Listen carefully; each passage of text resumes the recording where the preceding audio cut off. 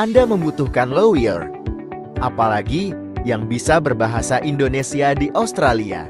Hubungi Integrity Lawyers.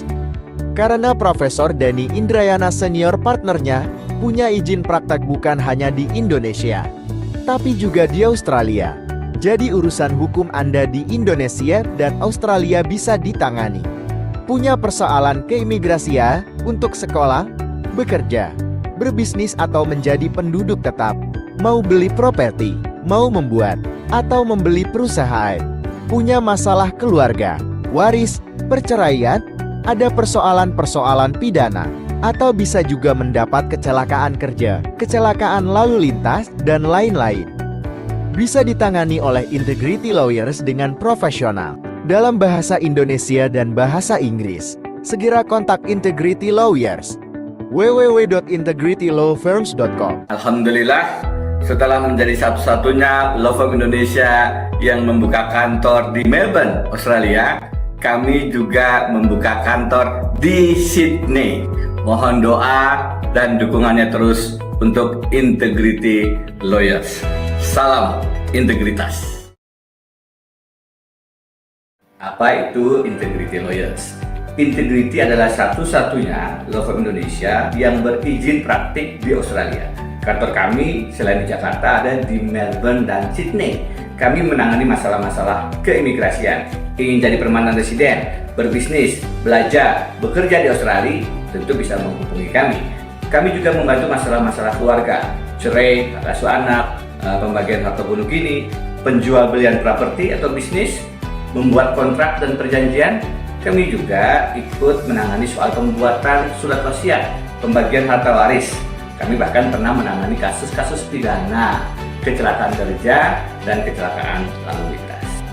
Ingin lebih jauh mengetahui tentang integrity? Silakan kunjungi website kami www.integritylawfirms.com. Anda ingin punya rumah, apartemen, properti di Australia, atau ingin punya bisnis di Australia? Bagaimana caranya? Mudah, asal menghubungi kantor hukum yang tepat. Hubungi Integrity Lawyers, satu-satunya law firm Indonesia yang berpraktik di Australia dengan kantor di Jakarta, Sydney, dan Melbourne. Lebih jauh tentang kami, kunjungi website www.integritylawfirms.com. Anda ingin menjadi penduduk tetap Australia dengan berbagai fasilitasnya, jaminan kesehatan, jaminan kerja, kualitas hidup, fasilitas publik yang one of the best di dunia. Bagaimana cara mendapatkannya? Melalui jalur keluarga, bisnis, jalur kerja, minat dan bakat, bahkan pencari suaka? Hubungi Integrity Lawyers, satu-satunya law firm Indonesia yang berpraktik di Australia, berkantor di Jakarta, Melbourne, dan Sydney. Website kami www.integritylawfirms.com. Anda ingin bekerja, mencari cuan, bermigrasi ke Australia. Bagaimana mengurus visanya? Menjadi penduduk tetap, belajar, bekerja, berbisnis di Australia. Hubungi lawyer-lawyer handal di Integrity Lawyers. Kami satu-satunya law firm Indonesia yang berizin praktek di Australia, berkantor di Jakarta, Sydney, dan Melbourne, dan berpengalaman mengurus soal-soal keimigrasian. Lebih jauh ingin mengenal Integrity Lawyers?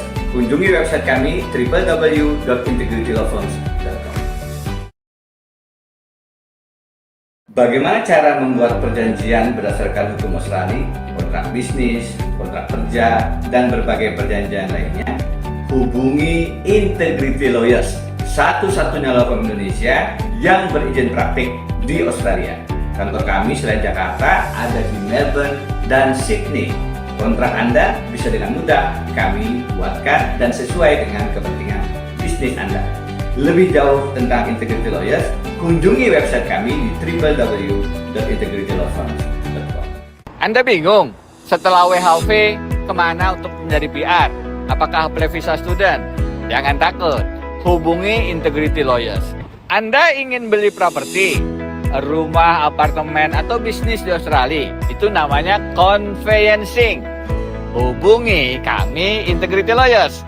Anda punya masalah keluarga di Australia, bingung bagaimana memproses cerai, apakah ada persoalan dengan hak asuh anak atau juga pembagian harta gonok ini?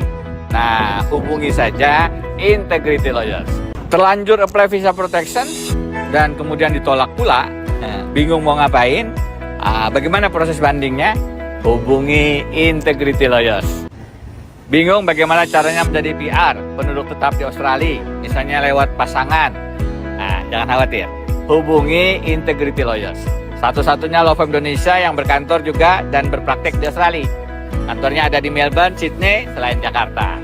Lebih lanjut, hubungi website kami di www.integritylawfirms.com.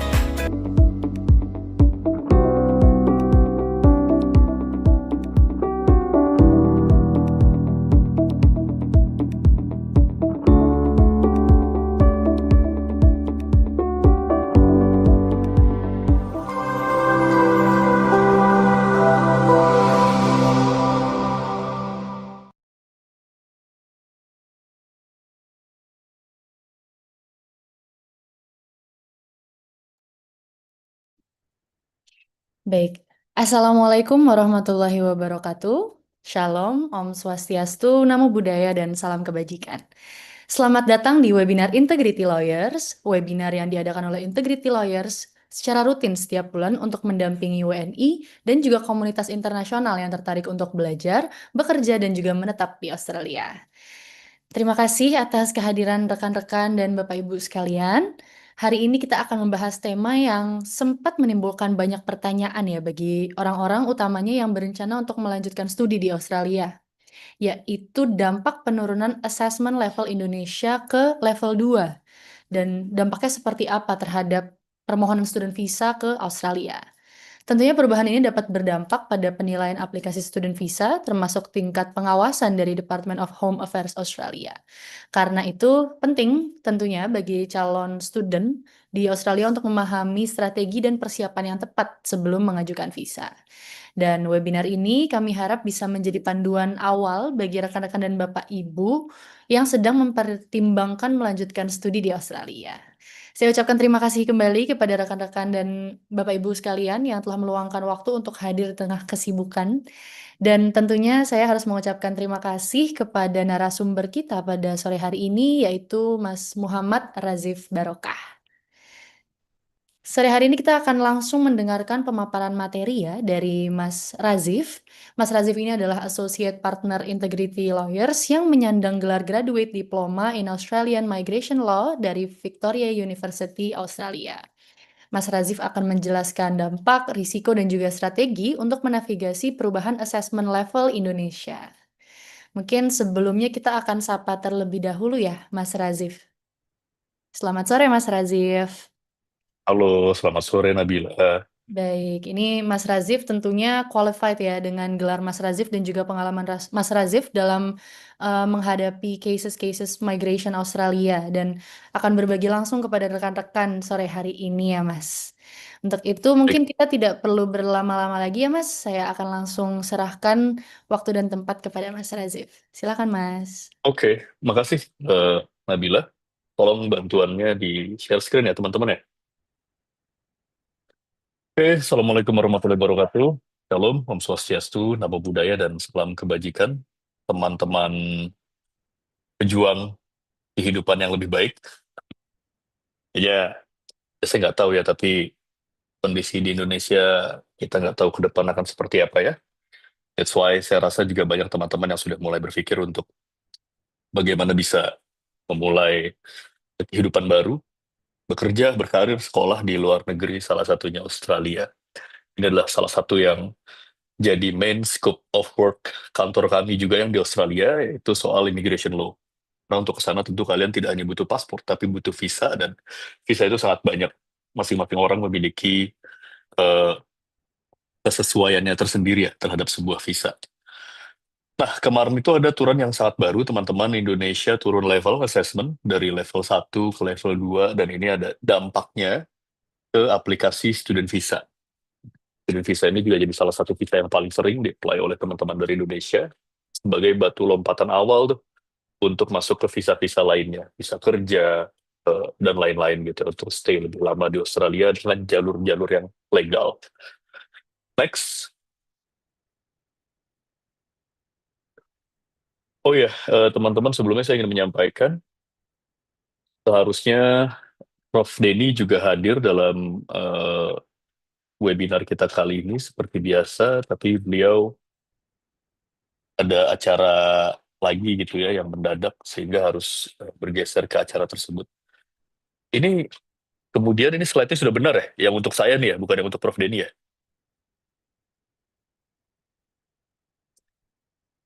Jadi konfirmasi. Ini kami tambahkan juga Oke, poin-poin penyampaian dari Prof. Denny gitu, Mas. oke, jadi ini langsung slide saya, materi saya ada di sini ya, Nabila ya. Soalnya seingat saya awalnya nggak begini nih, Betul, slide Mas. saya. Oke, oke. Kita mulai teman-teman, apa itu student visa? Mungkin bagi teman-teman yang sudah cukup paham bagaimana memulai hidup di Australia dengan berbagai visa, apalagi yang udah di Australia dengan WHV gitu ya. Ini cukup familiar dengan subclass 500 ini. Dia bisa jadi visa yang paling utama tuh bagi teman-teman WHV untuk lanjut stay longer di Australia. Nah, tapi bagi yang belum tahu, kita tahu bahwa saya jelaskan bahwa ada student visa subclass 500 ini ditujukan untuk orang-orang overseas, international citizen yang ingin stay di Australia sebagai student. Entah itu di kampus, entah itu course, dan lain sebagainya. Dia mulai dari sekolah dasar, sekolah menengah, pendidikan kejuruan, TAFE, mau orang mau jadi chef, mau jadi builder, mau jadi aged care, nurse gitu ya, atau program higher education seperti sarjana, magister, doctoral, dan lain-lain, atau sebatas kursus bahasa, bisa juga, dan program foundation atau persiapan university lainnya. Jadi mereka-mereka ini, jika ingin ke Australia, harus menggunakan visa student. Ada juga beberapa program kayak misalnya student exchange, itu ada beberapa yang harus pakai visa student, tapi kalau programnya sangat short, dan kampusnya bekerja sama khusus untuk program tertentu, itu dia bisa pakai visa lain selain visa student. Next. Saya mohon maaf ya teman-teman, tenggorokan saya lagi agak nggak enak. Jadi agak susah gitu ngomongnya. Ini adalah step by step untuk studi di Australia. Banyak yang sering bertanya, gimana ya kalau mau sekolah di Australia? Apakah saya harus dapat kampusnya dulu, baru apply visanya, atau saya harus apply visanya dulu, baru cari kampusnya gitu kan? Step-stepnya itu harus dipahami dengan benar, teman-teman. Dan ini ada perubahan ya, dari beberapa tahun lalu ke yang sekarang. Kalau dulu, orang itu bisa, yang paling pasti itu adalah kita harus dapat kampusnya dulu, baru apply visanya. Nggak bisa tuh apply visa duluan, terus baru cek mau di kampus mana gitu, itu nggak bisa.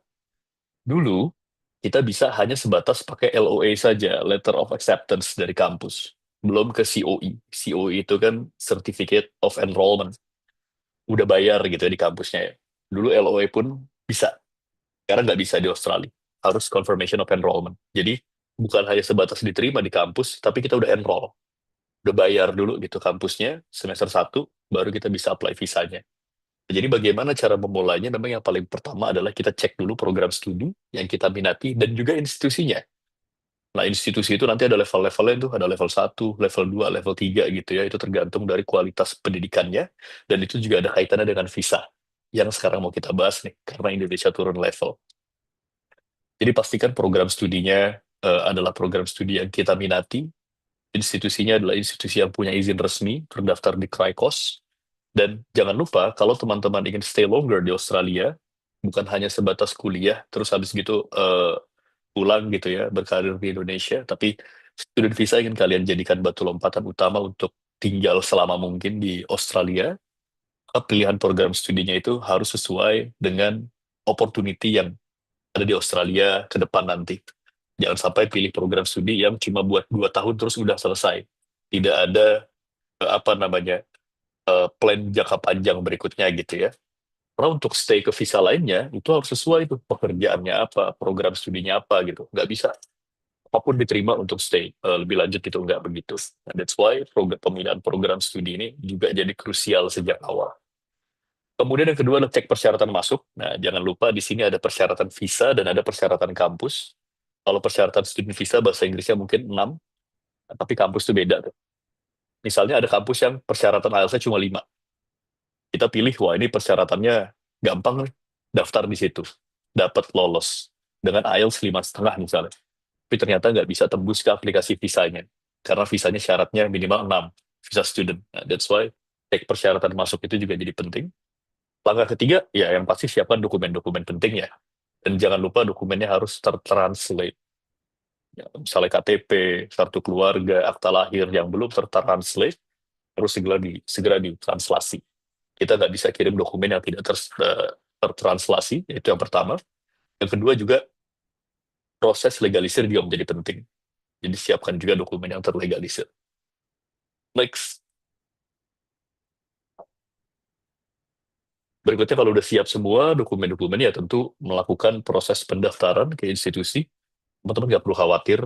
Eh, saya juga dulu mengalami ya teman-teman ya, ketika saya hanya punya eh, mimpi lah gitu untuk kuliah di luar negeri, tapi nggak pernah berani melakukan, ya karena saya dari kampung juga gitu ya. Tapi ternyata begitu kita mulai, prosesnya tidak sesulit yang kita bayangkan. Jadi daftar ke institusi luar negeri itu not that hard gitu ya. Ya yang penting kita bikin paper, bukan paper, malah artikel yang cukup oke. Yang paling utama syaratnya adalah bahasa Inggris kita cukup. Cukup ya, bukan bagus banget gitu ya. Cukup aja. Bahasa Inggris cukup, sama kita standby dana buat bayarannya aja kan gitu. Ya kalau yang pengen dari beasiswa bisa pakai beasiswa, yang pengen yang bisa biaya sendiri bisa biaya sendiri. Nah itu di kampus-kampus di Australia itu sangat welcome dengan hal itu. Berikutnya adalah dapatkan COE. Nah ini yang saya bilang tadi, Confirmation of Enrollment. Karena ini kaitannya udah dengan visa gitu ya. Ada kan beberapa orang yang ngumpulin LOA, banyak LOA-nya, itu belum berubah jadi Confirmation of Enrollment. Itu harus dibayar dulu semester satunya. Dokumen itulah yang bisa kita gunakan sebagai syarat wajib untuk apply visa. Tanpa ada dokumen itu, visanya pasti ditolak. Baru kalau sudah dapat confirmation of enrollment, kita bisa ajukan student visa, subclass 500 ya, tentunya disertai dengan persyaratan-persyaratan lainnya ya. Tapi yang paling utama adalah confirmation of enrollment. Next.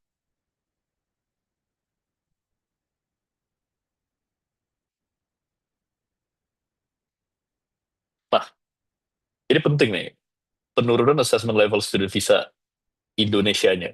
Next. Banyak teman-teman yang eh, agak keliru ya, mengatakan bahwa assessment level student itu adalah hal yang tidak resmi gitu ya. Itu cuma cara education agent untuk menarik klien segala macam. Sebetulnya tidak. Assessment level student visa ini, dia itu memang kebijakan resmi dari imigrasi. Tapi dia memang tidak diumumkan secara terbuka. Jadi bagi orang-orang yang memang praktisi di bidang hukum imigrasi Australia, dia sangat paham tuh bahwa ada policy-policy yang mengandung norma-norma kewajiban bagi imigrasi untuk mengakses suatu hal.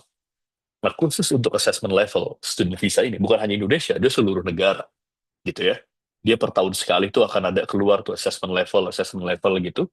Nah, itu memang diatur dalam Policy of Schedule 2 Migration Regulation 1994, menyatakan bahwa kami, imigrasi Australia, harus mengeluarkan assessment level per negara dan per education provider, per kampus gitu, level-levelnya. Tapi, pengumuman itu tidak dipublikasikan secara terbuka.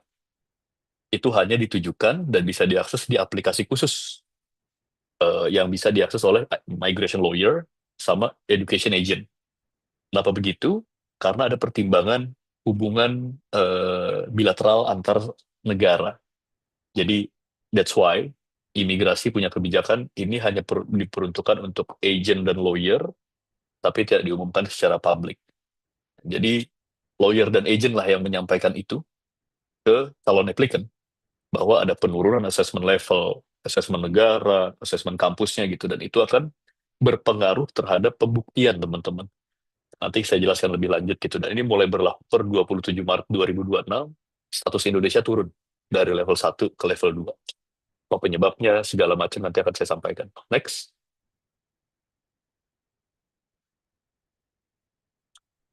Secara umum ini terdapat beberapa penyebab ya. Kenapa sih kok assessment level Indonesia bisa turun dari level 1 ke level 2? Ya sebetulnya ini bukan hal baru teman-teman. Dulu juga kita awal-awal ada di level 3, terus naik ke level 2, naik lagi ke level 1, cukup lama di level 1, sekarang turun lagi ke level 2. Apa sih? Kenapa penyebabnya kok bisa turun ke level 2? Yang pertama soal isu integritas, teman-teman. Jadi, banyak sekali warga negara Indonesia juga yang apply student visa, tapi tidak genuine bahasanya.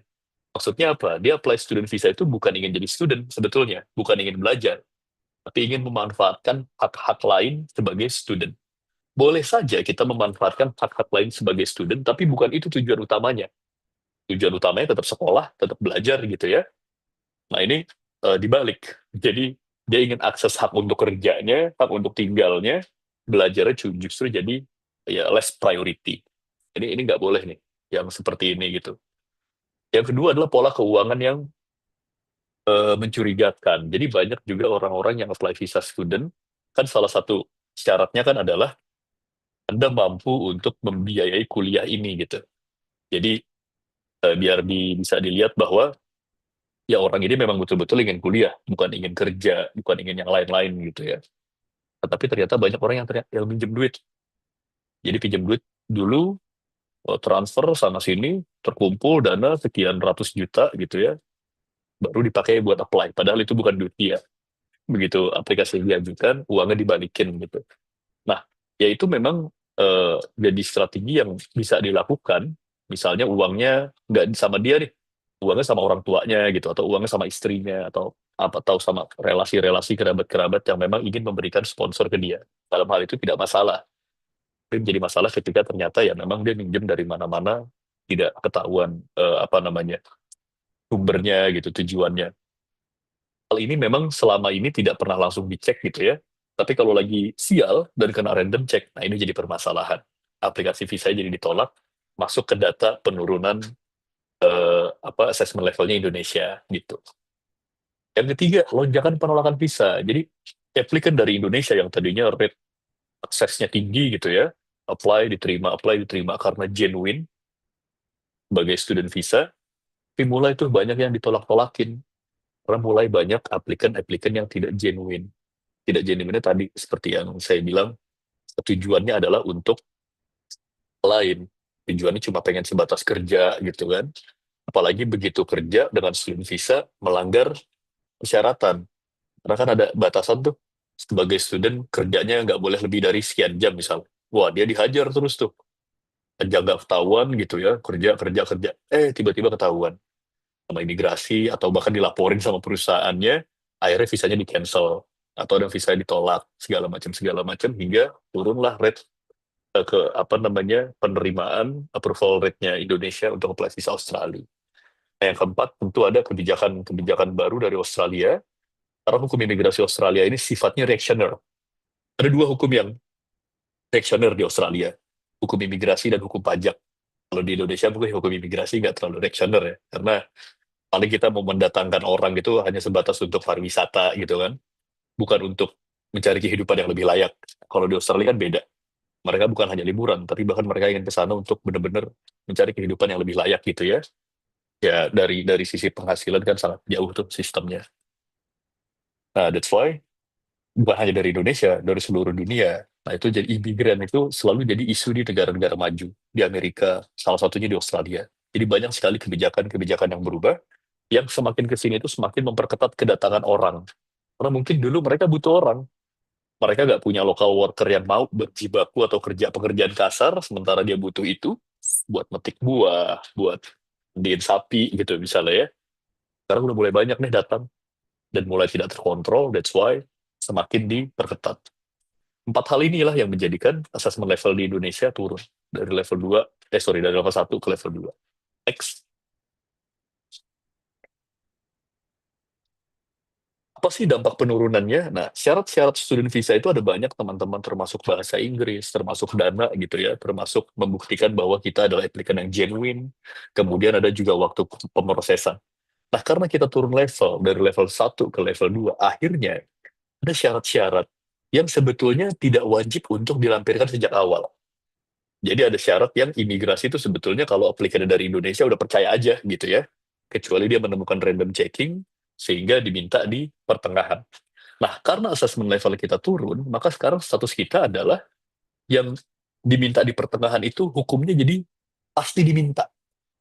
Jadi banyak teman-teman yang apply butuh syarat IELTS 6, tapi dia belum tes, dia belum submit, dia apply dulu, ditunggu tuh nanti di pertengahan. Kalau diminta, baru dia tes, terus dia submit, kan gitu. Nah, sekarang kesempatan itu nggak ada lagi. Karena sejak awal itu pasti akan diminta. Jadi sekarang orang-orang tuh harus tes IELTS dulu, skornya memenuhi dulu, itu di-apply sejak awal. Itu yang pertama. Yang kedua, financial requirement. Sama. Jadi, financial requirement itu bukan hanya sebatas dia mampu untuk bayaran, enggak. Tapi ada elemen dia sanggup untuk menutup biaya hidup selama 1 tahun. Ini diatur di Ministerial Direction ya, nomor 106 dan 108. Berapa nilainya? Sudah diatur. 1 tahun itu 29.710 Australian dollar. Ya, kalau dolar dulu sekarang dulu 10.000 ya, 10.000 rupiah, sekarang kayaknya udah 12.500. Jadi semakin tinggi itu. Nah, biaya ini harus ada di rekening orang yang ingin apply. Jadi kalau kita, ini harus di-submit sejak awal juga sekarang jadinya. Kalau dulu bisa nanti-nanti, kalau diminta sama minister gitu ya, di pertengahan, baru kita submit. Sekarang sejak awal, sudah harus dikasih. Karena apa? Assessment level Indonesia turun dari level 2 ke level 1. Nah, ini secara umum nih. Nanti secara khususnya juga saya sampaikan di slide-slide berikutnya. Berikutnya adalah screening aplikasi. Jadi, tingkat kepercayaan Australia yang tadinya melihat genuine student kita ini tidak terlalu ketat lah gitu ya. Misalnya, salah satunya itu kan pemerintah Australia harus ngecek nih kondisi applicant di negara asal kayak gimana sih. Di Indonesianya, pekerjaannya bagus atau tidak, cukup atau enggak untuk hidup layak di Indonesia, prospek ke depannya bagaimana. Sehingga apa? Sehingga dia akan yakin bahwa, oke, ini orang emang genuine, dia ingin sekolah di Australia, menambah kualitas diri, sehingga pulang ke Australia menjadi orang yang jauh lebih, pulang ke Indonesia berubah menjadi orang yang jauh lebih berkualitas, kan gitu. Itu dibuat dengan statement. Begitu statementnya dicek dan masuk akal, lolos. Tapi karena sekarang assessment level kita turun ke level 2, jadi dia nggak hanya sebatas melihat dari statement dan percaya begitu aja, teman-teman. Biasanya imigrasi akan minta dokumen-dokumen proof lainnya. Misalnya kalau kita bilang, oh saya mau kuliah hukum karena saya seorang advokat, saya butuh pembekalan hukum internasional dari Melbourne University, agar apa? Agar di Indonesia saya menjadi advokat yang jauh lebih berkualitas, misalnya gitu. Itu kan masuk akal tuh. Tapi ketika level assessment kita turun dari level 1 ke level 2, imigrasi itu akan minta bukti yang lebih clear. Misalnya, coba buktikan bahwa memang pekerjaan Anda selama menjadi advokat di Indonesia itu terkait dengan sektor-sektor international law. Terus apa aja yang pernah Anda tangani di international law, segala macam, segala macam. Jadinya panjang. Paper apa yang pernah Anda tulis, dan lain-lain sebagainya. Jadi level pembuktiannya menjadi lebih berat daripada dulu. Kemudian juga waktu pemrosesan. Jadi kalau untuk negara-negara dengan level assessment-nya level 1, dia prosesnya tuh lebih diprioritaskan gitu. Daripada negara-negara yang risk levelnya tinggi, level 2, level 3 apalagi gitu ya, biasanya bisa memakan waktu maksimal. Maksimal itu sekarang kan kalau higher education, dari 1 bulan sampai 6 bulan. Nah, biasanya akhirnya applicant Indonesia tuh di ujung-ujung tuh baru keluar hasilnya gitu ya. Itu dampak daripada penurunan assessment level. Next.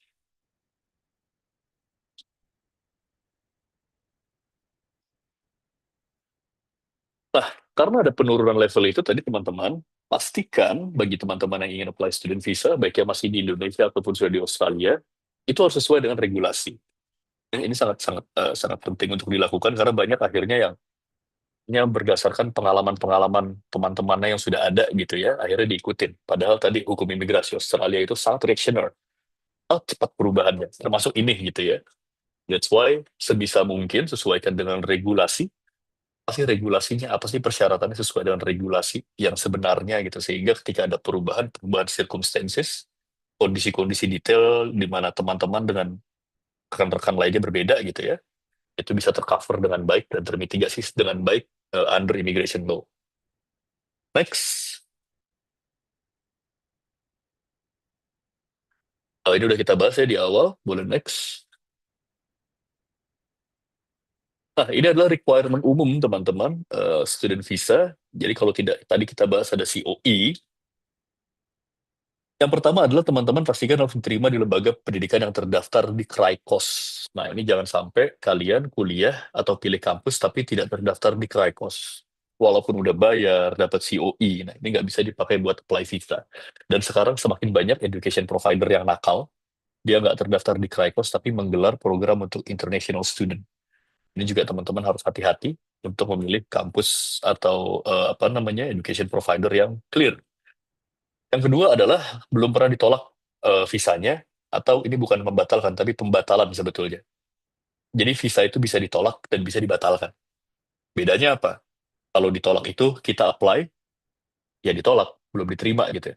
Tapi kalau dibatalkan itu visanya sudah diterima, di-grant sama pemerintah Australia, tapi di tengah-tengah itu dicabut lagi gitu. Nah, kalau sudah pernah mengalami refusal atau cancellation, sebetulnya sih nggak absolut nggak bisa apply student visa, enggak. Tapi teman-teman harus melakukan apa namanya pekerjaan lain aja jadinya. Jadi ada pekerjaan tambahan lah. Dan ini tidak boleh untuk orang-orang yang apply onshore, apply dari dalam Australia. Dia harus keluar dulu gitu. Dan immigration record pernah ditolak sama di cancel ini tentu jadi pertimbangan diskresinya imigrasi Australia ya. Wah, ini penolakannya kemarin karena apa nih?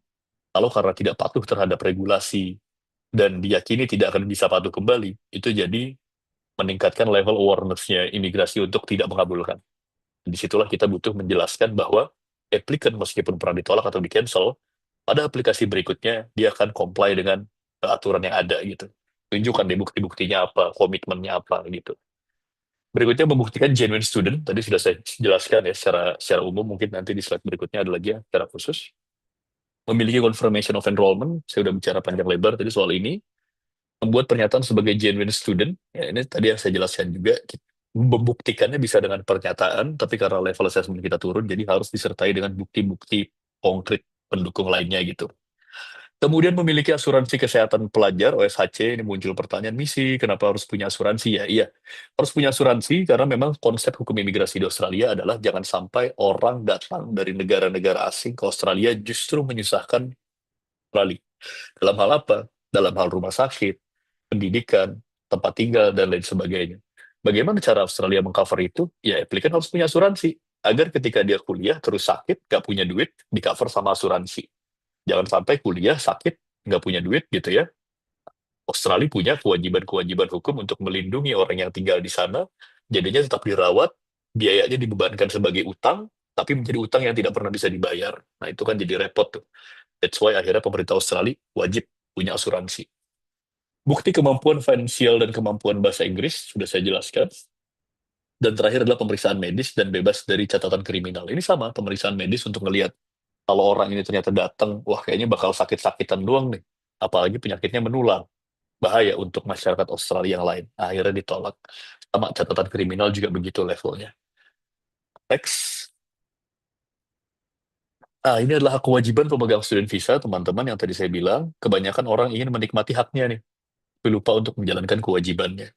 And that's why lahirlah student visa harus di-apply oleh orang yang genuine gitu ya. Haknya apa sih? Haknya itu adalah tinggal secara legal di Australia selama masa studi. Mungkin dari kita berpikir, kenapa sih kok orang pengen banget punya hak untuk tinggal di Australia? Kayaknya tinggal doang gitu, kenapa kenapa segitu dikejarnya gitu ya. Seperti yang saya bilang tadi, teman-teman, tidak semua negara terbebas dari sistem working poor. Apa sih working poor? Orang udah kerja setengah mati, kerja cerdas, kerja kerja keras segala macam ya. Tapi ada ceiling, ada batasan bahwa kesejahteraan yang Anda raih itu hanya bisa segini gitu. That's why ya berapa persen sih kita yang gajinya eh, UMR tuh udah bagus banget gitu ya. Banyak banget teman-teman kita yang masih berjuang untuk masuk ke level UMR. Kalaupun di atas UMR, ada istilah dalam hukum tenaga kerja Indonesia itu UMR sundulan gitu ya. Mungkin beda 100-200 ribu dari UMR. Masuk ke data kan bagus tuh, di atas UMR gitu. Tapi cuma segitu doang. Kita bandingkan dengan bagaimana sistem buruh di Australia, yang minimum gajinya aja itu bisa sampai eh, $4.000 lah sekarang per bulan gitu ya. $4.000 kali 12.000 itu udah lumayan kan. Udah berapa kalinya UMR tertinggi di Indonesia. Nah, that's why mereka berbondong-bondong berburu hak tinggal di Bali. Itu haknya, kemudian mengikuti pendidikan tentu. Ya, ini sebetulnya mengikuti pendidikan ini antara hak dan kewajiban. Bekerja paruh waktu 48 jam per 2 minggu, memang kerjanya nggak bisa full, tapi 48 jam itu udah lumayan banget. Kalau digunakan dengan maksimal, bahkan itu bisa mengcover biaya kuliahnya dan juga biaya hidupnya di sana gitu. Bepergian keluar masuk Australia, multiple entry, kemudian juga ya tentu memanfaatkan kesehatan asuransinya ya USHC. Karena kalau kita apply asuransi dengan student visa sendiri itu lebih murah tuh daripada asuransi-asuransi tinggal sebagai dengan status lain ya, sebagai pekerja, sebagai apa misalnya investor gitu, itu asuransinya lebih tinggi. Kewajibannya apa ya? Tentu mematuhi aturan visa. Aturan visa termasuk salah satunya menjalankan sekolahnya sebetulnya. Jadi nggak bisa kita apply student visa, tapi kita pakai kerja doang. Sekolahnya nggak kita lakukan. Nah itu bisa diblok tuh. Kampus bisa langsung ngirim surat ke imigrasi untuk melakukan cancellation visa. Gitu. Kemudian yang menjaga kehadiran tentu mematuhi durasi tinggal. Jadi jangan sampai begitu lulus, visanya udah habis, tetap tinggal di sana, itu nggak boleh. Mematuhi batas kerja, ya juga ada batasan kerja ya, 48 jam per 2 minggu ketika masa perkuliahan sedang berlangsung. Memberitahu pihak imigrasi jika ada perubahan alamat. Nah, memang banyak sekali sebetulnya teman-teman kewajiban-kewajibannya dan itu sangat detail, biasanya tertulis di dalam visanya. Ada condition-condition yang harus dipatuhi. Next. Ini genuine requirement, genuine student requirement ya, kita bilang EGS gitu ya. Apa aja sih sebetulnya yang dinilai, hal lain yang dinilai. Nah, ini memang ada acuannya, ada Ministerial Direction 106 menilai seseorang itu genuine atau tidak. Yang pertama adalah melihat orang tersebut di negara asalnya gitu ya, kondisi negara asal, keadaan keluarga, komunitas, pekerjaan, kondisi ekonomi. Jadi ada orang yang memang ingin bekerja di Australia, dia udah desperate di Indonesia, terus akhirnya oke deh masuk lewat jalur student. Eh, Dia udah punya gelar S2 hukum misalnya ya, tapi tiba-tiba apply ke Australia, ambil pendidikan sertifikat 3 atau D berapa tuh D3 di bidang nurse misalnya, nursing gitu ya. Ini kan menimbulkan kecurigaan. Kok udah S2 di negaranya tapi ke sini mau ambil sertifikat 3 nurse lagi. Di negaranya udah jadi S2 bidang hukum gitu kan. Nah, itu dicurigai ini nggak genuine nih. Ini cuma pengen datang aja terus habis itu kerja nih, ilegal gitu kan. Nah, itu dilihat teman-teman. That's why penurunan rupiah gitu ya, makin lemah terhadap dolar, itu juga jadi poin pertimbangan. Karena yang tadinya orang mungkin memaparkan, saya punya salary bulanan di Indonesia sekian. Kalau dihitung ke selain dolar masih agak lumayan. Nah, sekarang kan nilainya jadi jauh lebih tergerus. Jadi dianggap penghasilannya di Indonesia tidak akan mampu membiayai kuliahnya, tidak akan mampu hidup layak gitu ya. Sehingga ada kecurigaan dari delegates minister, wah ini nggak genuine. Pada bagian ini sehingga kita perlu menyusun lebih kuat mengenai kondisi negara asal, keadaan keluarga, komunitas, dan lain sebagainya. Potensi situasi di Australia juga penting untuk kita gambarkan. Kita apply student visa, terus di Australia akan ngapain? Sekolahnya apa, di bidang apa, linear atau tidak, nanti kita menjalankan kehidupan di sana bagaimana, adaptasinya gimana gitu. Itu kita udah harus tahu, kita sudah harus punya plan. Nggak bisa kita bilang, ya nanti lihat bagaimana nanti aja di Australia. Nah itu kita tidak siap gitu ya. Kemudian alasan memilih studi, nah, studinya juga dicek linear atau tidak. Kalau tidak linear, kenapa alasannya? Apakah ketidaklinearan background studi, tapi punya linear di bidang pengalaman, bidang ketertarikan, dan lain sebagainya. Riwayat imigrasi juga penting. Ini orang pernah kemana aja di negara lain, dia ilegal atau tidak. Itu juga dinilai tuh, bukan hanya riwayat imigrasi di Australianya saja. Komitmen memenuhi syarat visa, ini penting juga, that's why kita butuh dalam aplikasi itu setidak-tidaknya tahu apa aja sih syarat visa yang akan dibebankan sebagai seorang student. Disitulah kita bisa menganalisa bagaimana kesiapan applicant dalam memenuhi syarat-syarat tersebut. Nah yang terakhir, ini terkesan simple gitu ya, tapi banyak sekali applicant student visa yang gagal karena ini. Hal relevan lainnya, ini ada relevan matter. Kenapa? Karena ini memunculkan ruang diskresi yang sangat besar bagi imigrasi untuk menentukan seseorang diterima atau tidak dengan alasan-alasan yang tidak tertulis dalam regulasi, tapi diserahkan ke keyakinannya penilai. Katakanlah kita sudah bisa menjelaskan 5 elemen di atas ini dengan baik gitu ya, tapi ternyata ada hal-hal yang dirasa aneh nih. Misalnya diakses media sosialnya sama imigrasi, mereka bisa loh ke situ. diakses Instagramnya, atau diakses Facebooknya gitu ya. Wah, ini orang kok ngakunya punya ketertarikan sebagai chef, eh, pendidikannya linear di bidang kuliner, tapi kok di media sosial nggak pernah tuh menunjukkan ketertarikan itu. Malah sebaliknya, dia menunjukkan ketertarikan di bidang olahraga sepak bola gitu ya misalnya ya. Wah, jangan-jangan ini nggak genuine. Nah, karena hal itu tuh bisa dijadikan alasan untuk menolak student visa. Nah, ini sering banget. Akhirnya orang maju ke tribunal banding karena alasan penolakan ini. Next.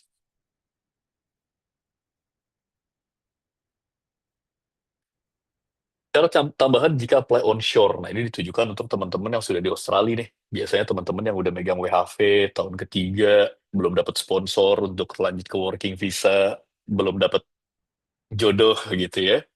Karena mau gak mau harus ke student visa dulu, dia apply onshore. Selain ada biaya tambahan $700 di samping biaya visanya 2.000 ya. Ini ada juga teman-teman apa namanya beberapa pengetahuan yang harus dipahami. Sorry, ini adalah pengaturan orang-orang yang sudah di Australia, dia nggak bisa lompat ke student visa kalau dia megang visa ini gitu. Nah, yang paling sering itu sekarang adalah yang 485 dan 600. 600, 601, 602 gitu, itu visitor visa tuh. Banyak teman-teman kita yang dari Indonesia atau negara lain, sebelum dia mulai kuliah di sana, dia datang dulu pakai visa visitor. Kenapa? Pertama, dia pengen lihat dulu situasi kampusnya, adaptasi dulu gitu ya. Yang kedua, memang ada policy, ada kebijakan bahwa processing time itu akan lebih cepat kalau orangnya apply dari Australia. Jadi celah itu dimanfaatkan. Atau ada juga yang udah sekolah, terus abis sekolah dia apply 485 ya, visa buat international student yang mau nyari kerja, nggak dapat kerja, dia balik lagi student ke 500 lagi gitu. Nah, karena banyak yang memanfaatkan celah ini, dibikinlah aturan baru nih. Ini kalau nggak salah 2024 ini baru keluar. Jadi kalau kita di dalam Australia, pakai visa visitor atau visa 485 dan 8 visa lain ini, kita nggak bisa apply onshore. Bagaimana caranya? Harus keluar dulu. Jadi apply-nya dari eh, negara lain. Bisa pulang ke Indonesia. Tapi ini gampang, sebetulnya nggak perlu terlalu khawatir banget.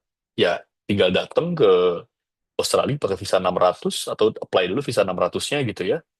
Balik lagi aja ke Indonesia atau ke negara lain, apply dari luar, student visa, begitu aplikasinya masuk, baru kitanya datang lagi ke Australia. Dengan cara seperti itu masih bisa dapat bridging visa tuh. Next. Apa nih? Nantilah pertanyaan-pertanyaan nanti kita bahas berikutnya ya teman-teman ya.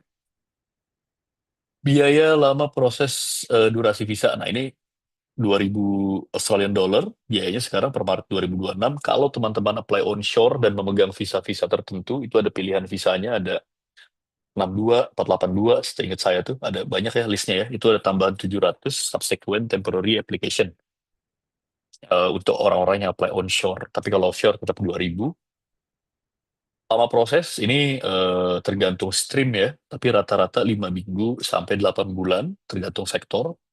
Kemudian durasi visa. Nah, durasi visa ini tidak kurang dari masa studi. Jadi kalau kita ambil bachelor degree dengan masa studi 3 tahun gitu ya, pasti durasi studi plus waktu tambahan tuh. Waktu tambahannya bisa 1 bulan sampai 6 bulan. Jadi kalau misalnya kita ambil studi 3 tahun, masa visanya tuh berlaku 3 tahun 1 bulan atau 3 tahun 6 bulan gitu. Tergantung masa studi. Sekarang itu student visa ya paling lama mengikuti masa studi doktoral ya, bisa sampai 6 tahunan gitu. Dan bisa diperpanjang kalau kita ambil studi lanjutan, sepanjang tidak mendapatkan beasiswa dari negara, entah itu Australia atau negara lain. Karena kalau dapat beasiswa misalnya LPDP, kita kena apa namanya, special return kriteria 5010, itu harus keluar Australia dulu selama 2 tahun baru boleh balik lagi gitu. Kecuali dapat izin dari lembaga yang mendanai. Gitu. Next. Next lagi, assessment level visa. Dia udah kita bahas beberapa ya. Nah ini assessment level ada 3 teman-teman. Level 1 resiko rendah, level 2 resiko sedang, level 3 resiko tinggi. Kita sekarang ada di level 2, beruntungnya belum masuk ke level 3. Kalau level 3 akan lebih detail lagi tuh pemeriksaannya dan tentu lebih lama lagi. Next.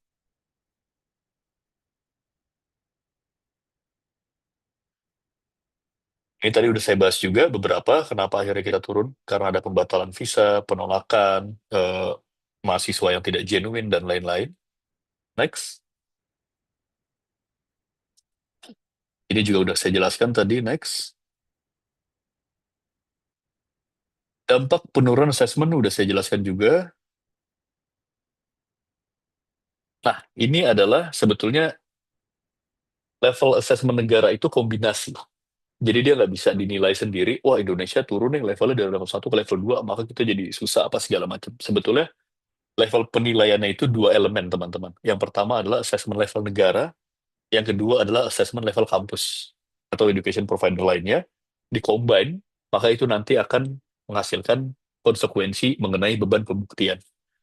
Nah, kalau country levelnya level 1, kampusnya level 1, misalnya Melbourne University, UNSW gitu kan, yang kampus-kampus top di Australia, yang level 1 juga, dia akan masuk streamline, minimal evidence.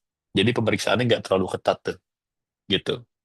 Nah, sama tuh level 1, kalau negaranya level 1, kampusnya level 2, streamline, minimal evidence. Country levelnya 1, providernya level 3, streamline, minimal evidence. Jadi dulu tuh education agent itu demen, suka banget itu dia tuh kalau dapat klien orang Indonesia. Kenapa? Minimal evidence-nya, evidence level itu minimal, nggak susah gitu ya. Jadi teman-teman agent education, ya bahkan yang dari luar negeri ya, dari India, dari Yunani, dari Bangladesh, semua segala macam itu berburu klien dari Indonesia karena level 1. Nah, sekarang begitu kita turun ke level 2, maka kalau masih mau masuk ke streamline, minimal evidence, pemilihan kampusnya itu harus level 1. Kampus-kampus top di Australia. Sementara kebanyakan teman-teman Indonesia, apalagi yang udah di sana, agak susah untuk masuk ke level 1. Malah dana, dan lain sebagainya lah. Biasanya kan teman-teman WHV gitu ya, pengen lanjut, biasanya kampus yang dipilih akhirnya kalau nggak level 2, level 3. Yang biayanya tidak terlalu mahal, yang sesuai dengan kebutuhan karir dia di masa depan, sebagai chef, sebagai builder, dan lain-lain. Nah, karena sekarang kita masuk ke level 2, dan kampusnya kebanyakan level 2 juga atau level 3, jadi pembuktiannya antara standar dengan strict. Kalau yang standar, mungkin masih nggak terlalu parah lah gitu ya. Yang susah kalau pemilihan kampusnya level 3. Nah, strict tuh. Betul-betul semua syaratnya harus benar-benar banget dibuat. Kalau enggak, ya akhirnya apa? Penolakan. Apalagi kalau kita sudah masuk ke country level 3. Mau kita pilih kampus level 1 pun, tetap pembuktiannya strict. Nah, ini adalah eh, kebijakan yang dikeluarkan oleh pemerintah Australia kepada immigration lawyer, kepada education provider, untuk menangani kliennya sebetulnya. Bukan langsung diumumkan kepada applicant-nya, tapi kepada agent sama lawyer gitu ya. Tugas agent sama lawyer lah akhirnya menyampaikan ini ke klien mereka, bagaimana cara menghandle-nya. Kalau level 2 negaranya, kampusnya level 3 ya strict. Dari awal harus dihajar semua tuh pembuktiannya, dibuktikan secara jelas, benar-benar tidak ada celah sedikit pun gitu. Next.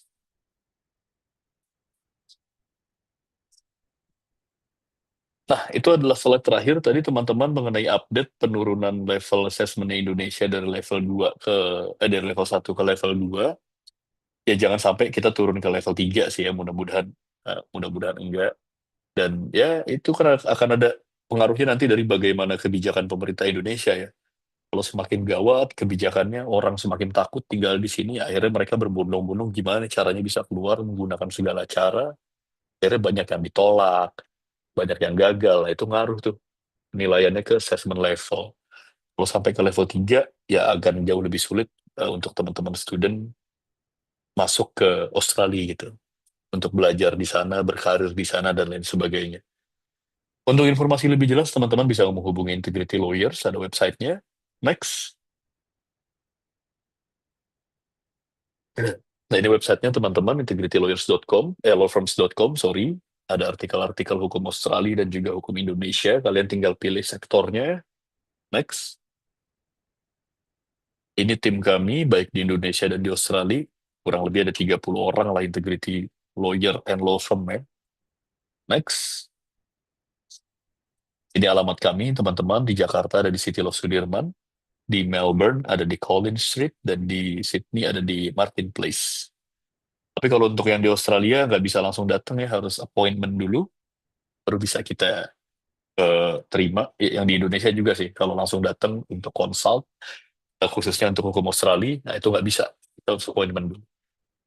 Next, itu dari saya, teman-teman semua. Mungkin saya kembalikan ke Nabila. Baik, terima kasih banyak Mas Razif atas pemaparannya yang sangat elaborate dan seru gitu ya. Eh, sebelumnya kita sebelum kita masuk ke agenda selanjutnya, ya ini Q&A session karena saya lihat juga sudah lumayan banyak pertanyaan ya di chat.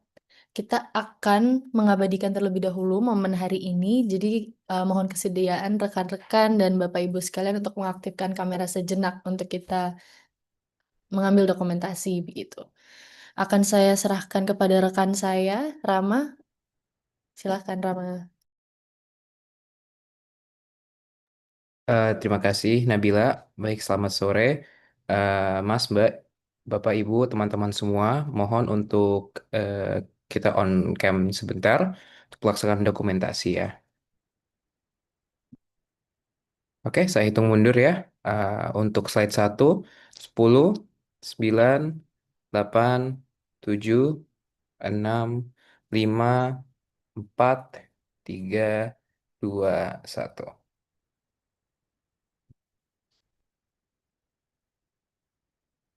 Oke.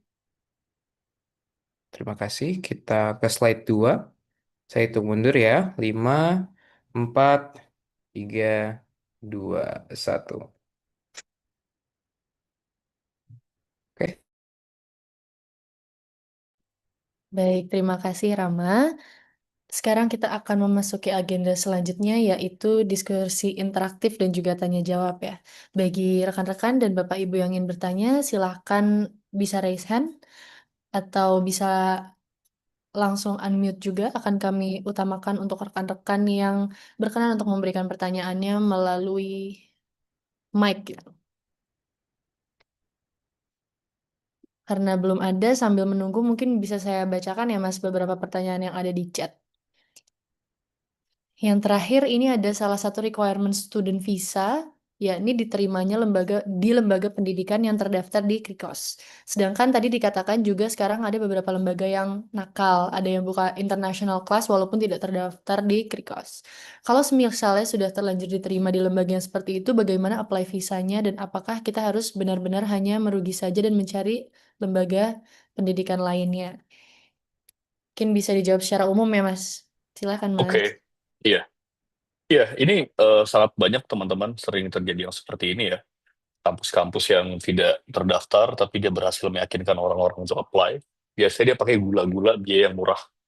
Biaya yang murah, tidak harus datang ke kampus, gitu-gitu ya.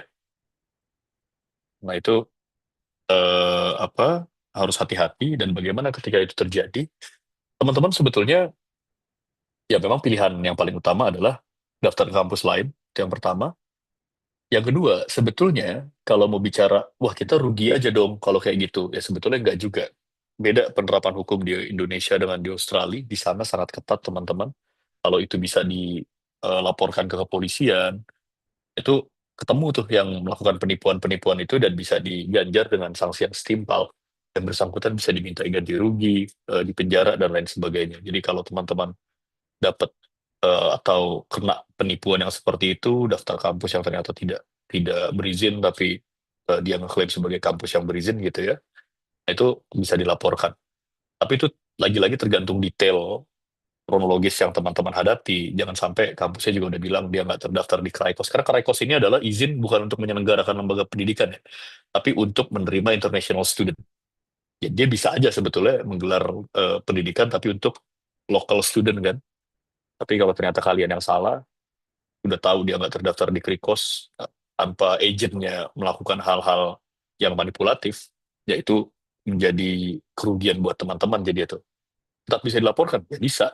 Tapi nggak tahu hasilnya bagaimana, apakah kalian akan menang di proses pelaporan tersebut atau enggak. That's why memang sejak awal itu harus diperhatikan dengan baik prosesnya. Jangan sampai udah timbul masalah, baru kalian datang ke profesional untuk merapikan itu. Biasanya kalau udah jadi masalah, biayanya pasti lebih mahal daripada belum jadi masalah. Gitu Mbak Nabila. Baik, Mas Razif, semoga cukup menjawab ya untuk dari Kak Rifa ini pertanyaannya. Selanjutnya ada pertanyaan lagi juga, Mas, dari Kak Farah Hanifah. Untuk applicant yang menggunakan scholarship, apakah syarat finansial masih tetap wajib ya, Mas? Iya, tentu setiap syarat finansial itu wajib memang untuk disampaikan dan untuk didemonstrate. Nah, bagaimana kalau dia beasiswa? Syarat finansial itu disampaikan dengan surat penjaminan dari beasiswanya. Jadi LPDP, AAS itu dia udah biasa tuh mengeluarkan surat jaminan pendanaan. Karena gini, yaitu nanti surat di apply itu akan mengesampingkan syarat finansialnya. Karena kan kalian akan di cover sama beasiswa.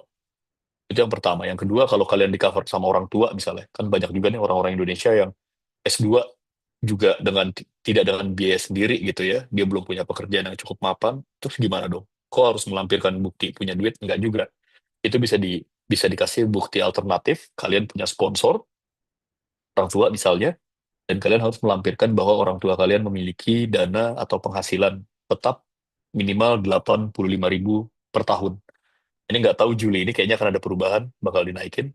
Nah, itu bisa kalian jadikan bukti alternatif daripada syarat finansial yang tadi 30 ribuan itu.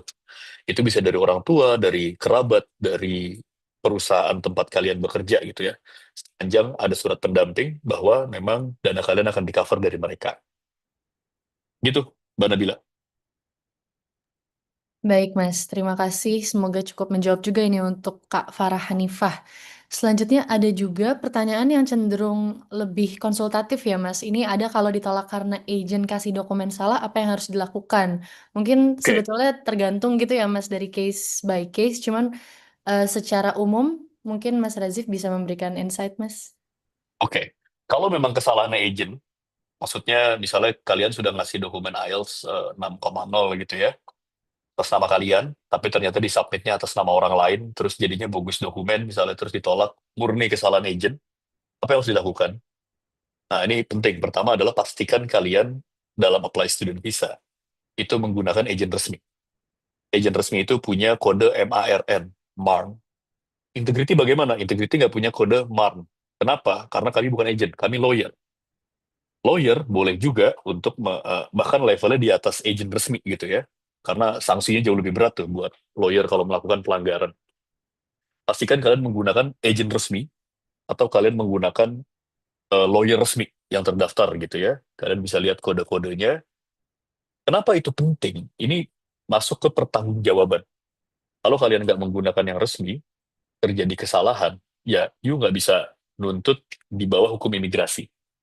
Di bawah hukumnya para lawyer di Australia. Tapi kalau kalian katakanlah menggunakan lawyer resmi atau agent resmi, ketika memang terjadi kesalahan yang kesalahannya mereka ya, bukan kesalahan dari applicant. Agent resmi dan lawyer itu di cover sama asuransi. Kita semua punya asuransi, jadi ketika memang ada kesalahan, kalian itu bisa klaim. Kalian bisa klaim kalau lawyer ke organisasi advokatnya, kalau agent ke Omara namanya gitu ya. Dan itu agent sama lawyer pasti akan menyelesaikan klaim tersebut. Kenapa? Karena kalau nggak diselesaikan itu bisa jadi izinnya yang bermasalah. Kalau izinnya bermasalah itu repot tuh kalau di Australia gitu ya. Kalau di Indonesia kan orang tinggal pindah-pindah organisasi advokat. Ini kalau memang kesalahannya si lawyer atau agent ya, itu dari lawyer sama agentnya sendiri juga nggak akan rugi sebetulnya. Kenapa? Ya dia di cover asuransi juga untuk mengganti kerugian. Biasanya nanti akhirnya adalah teman-teman ketika direview visanya kalian akan dikasih ini yang sering terjadi nih ya, yang jadi basic mannernya teman-teman praktisi imigrasi di Australia. Kalian dikasih tiket untuk liburan dulu tuh ke Bali, ke New Zealand gitu ya. Begitu di Bali sama di New Zealand, aplikasinya diulang. Karena kalau kalau kalian sudah direfuse, kalian under Section 48, nggak bisa apply onshore. That's why harus dikeluarin dulu dari Australia gitu. Keluar pakai bridging visa B, apply offshore dari luar Australia, diperbaiki dokumennya. Kalau dokumennya kuat ya nggak masalah gitu. Begitu aplikasinya masuk, baru balik lagi ke Australia. Itu yang sering terjadi. Jadi kalau memang ada kesalahan agent, kesalahan lawyer, nggak perlu terlalu khawatir, nggak perlu terlalu panik gitu ya. Komunikasikan aja dengan baik. Karena agent sama lawyernya juga nggak akan terlalu defensif. Kalau memang benar-benar kesalahannya dari mereka ya, mereka akan di cover sama asuransi. Itu sih, Nabila. Baik, terima kasih banyak Mas Razif. Semoga cukup menjawab untuk ke Aulia ya. Ini masih ada dua pertanyaan, mungkin akan jadi dua pertanyaan terakhir sore hari ini ya Mas. Ini ada yang pertama dari Kak Ca. Kalau sebelumnya sudah WHV, apakah akan secara otomatis dianggap tidak genuine jika ingin apply student visa, walaupun ketika di Indonesia pernah bekerja di bidang yang relevan dengan studi sebelumnya dan studi yang diinginkan? Karena saya pernah baca orang yang sudah pernah WHV saat apply visa turis pun jadi ditolak. Terima kasih Mas Razi. Monggo Mas. Oke, enggak lah, enggak otomatis langsung dianggap enggak genuine, karena banyak sekali teman-teman kita yang WHV, ya memang batu loncatan berikutnya adalah ke student visa. Jadi nggak mungkin langsung dianggap tidak genuine. Yang penting dilakukan adalah ketika di WHV, dia membangun profil yang sesuai dengan student visa yang ingin dia apply ke depan. Jadi jangan sampai 3 tahun, misalnya katakanlah backgroundnya orang hukum, S1, lulusan hukum Indonesia, dapat WHV, 3 tahun kerjanya di farm, picker gitu ya, pick and pack. Tapi tiba-tiba begitu 3 tahun selesai, apply student visa, mau ambil pastry cook misalnya. Ya itu kan jadi nggak linear. Makanya kita udah harus tahu duluan, ke depan kita mau ambil apa sih? Kalau kita yang ingin incer chef, pastry cook, ambil pekerjaan-pekerjaan di bidang itu juga di tahun-tahun terakhir gitu ya. Makanya bagus kalau kalian udah menyelesaikan 9 bulan kewajiban tuh untuk apply ke apa namanya WHV tahun-tahun berikutnya, disimpan di awal gitu. Jadi tahun akhir kalian bisa manfaatkan lebih sesuai dengan tujuan ke depan. Dan penting juga untuk datang ke acara-acara yang linear. Ada acara kuliner di mana, datang, dokumentasikan, upload di media sosial yang bisa terdokumentasi, nanti bisa kita demonstrate sebagai bukti. Kami tertarik loh di bidang ini gitu. Jadi nggak otomatis dicap tidak genuine sepanjang kita bisa membuktikan dan membangun profil yang tepat sesuai dengan studi lanjutan yang mau kita ambil. Gitu Nabila.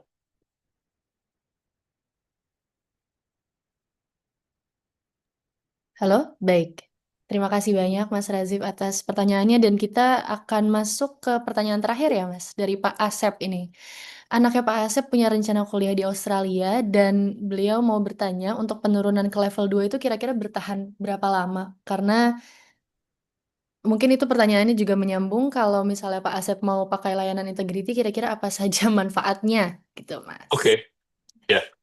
Ini normalnya bertahan 1 tahun, karena dia akan cycle setiap 1 tahun ya. Tapi ada kondisi-kondisi mendesak di mana pemerintah Australia akan mengupdate itu sebelum 1 tahun. Nah, itu biasanya ketika ada protes yang sangat besar mengenai imigrasi, dia akan nge-update lagi gitu ya. Nah, yang kedua itu adalah kalau ada satu negara yang memang ternyata ada ledakan yang cukup tinggi sehingga harus direvisi, otomatis dia akan ngerevisi negara-negara lain juga. Tapi normalnya dia akan bertahan 1 tahun. Terus kalau pakai layanan integrity, apa aja manfaatnya? Ya, tentu manfaat yang paling utama adalah kalian akan, teman-teman akan menjalankan suatu hal hukum imigrasi yang kalian hanya tahu dari praktek-praktek yang terjadi di media sosial saja atau pengalaman-pengalaman orang-orang gitu ya. Tapi kali ini akan didampingi oleh praktisi yang benar-benar profesional, yang benar-benar mempelajari hukumnya, tahu bagaimana perubahan-perubahannya, tahu bagaimana cara mengidentifikasi masalah yang teman-teman punya, karena masing-masing orang tentu punya masalah yang berbeda dikaitkan dengan hukum imigrasinya gitu ya. Dan kalian tidak perlu menyiapkan dokumen-dokumen yang rumit, karena dokumen-dokumen itu disiapkan oleh praktisi tentunya. Misalnya bagaimana menyusun genuine student statement gitu ya. Apa aja sih yang harus ditulis di sana? Apa aja sih bukti-bukti yang harus diajukan gitu. Kan tidak semua orang punya waktu dan punya daya analisa yang eh, strong dan akurat untuk memetakan apa-apa saja yang harus dia penuhi agar sesuai dengan syarat yang dibutuhkan gitu. Syarat-syarat itu kadang orang lihatnya di website, tapi di website itu katakanlah hanya 60% tuh syarat yang disajikan di situ. 40%-nya memang 40% lagi kita harus baca dari regulasinya yang selalu berubah. Dan syarat ini kumulatif. Satu saja tidak dipenuhi, maka semuanya akan gagal aplikasinya gitu. That's why memang butuh orang yang bisa memetakan itu dengan akurat, yang betul-betul mempelajari di sektor tersebut. Itu kalau teman-teman ingin menggunakan eh, keuntungan lah gitu ya, benefit menggunakan integrity law firm. Silakan. Udah ya? Saya kembali lagi ke Nabila. Baik, terima kasih banyak Mas Razif. Karena ada keterbatasan waktu juga ya Mas, kebetulan jawaban Mas Razif tersebut akan menjadi penutup sesi kita pada hari ini. Pada prinsipnya, jika saya boleh konklusikan, memang penurunan skill assessment ini lumayan banyak ya Mas dampaknya ke rencana studi untuk orang Indonesia yang mau berangkat dan bersekolah di Australia. Jadi mungkin perlu put extra attention dalam aplikasi student visa. Tentunya insight yang kita dapatkan hari ini dari Mas Razif sifatnya masih general gitu ya, secara umum dan keberlakuannya tentu dapat berbeda tergantung case by case. Jadi bagi rekan-rekan dan juga Bapak Ibu yang ingin melanjutkan konsultasi pribadi, silahkan bisa mengakses link yang tersedia di kolom chat atau langsung menghubungi Integrity Lawyers melalui WhatsApp. Dengan demikian, saya akan menutup sesi kita pada sore hari ini. Saya ucapkan kembali terima kasih yang sebesar-besarnya kepada seluruh peserta yang telah hadir, serta kepada Mas Razif yang telah memberikan insight bermanfaat untuk kita semua pada sore hari ini. Sampai jumpa di webinar bulanan kami berikutnya. Wassalamualaikum warahmatullahi wabarakatuh. Shalom, Om Santi Santi Santi Om, Namo Buddhaya, salam kebajikan.